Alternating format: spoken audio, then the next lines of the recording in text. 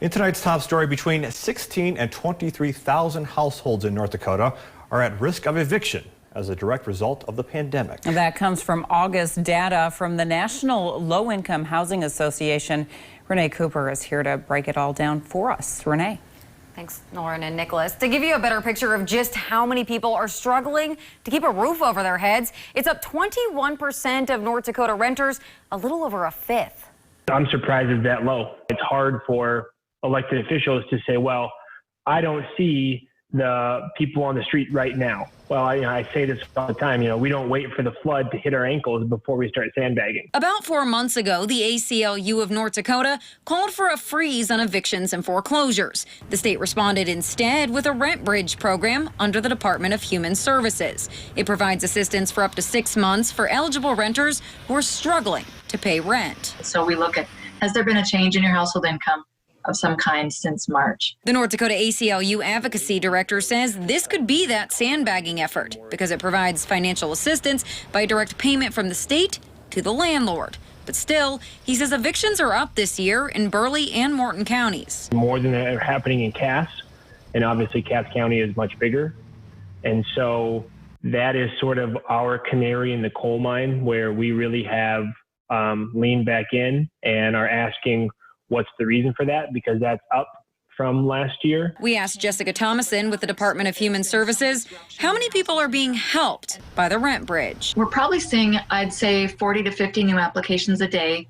Pretty steady. It goes up and down. So far, we've been able to help just over 450 renters in about 17 counties across North Dakota. She says that's out of somewhere between 2,500 to 3,000 applications, but that includes many people who don't make it past the initial questionnaire. And DeCray makes it clear landlords are likely hurting too. The misnomer is that it's this pitting landlords against tenants, pitting people against people. Like, we're all in this together.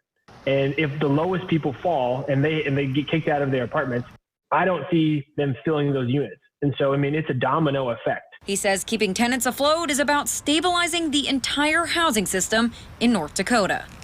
I wanted to show you some of the raw numbers I got from North Dakota courts. There were actually fewer evictions overall in the state in July of 2020 than in July of 2019. Now, keep in mind, this doesn't count dismissed cases that have come back up later. I also wanted to compare April from 2019 to 2020 because for most of the month of April, eviction hearings were suspended. But at the end of the day, there is a heightened number of people at risk of losing homes as the pandemic continues, and we won't see the full count of displaced families for months to come.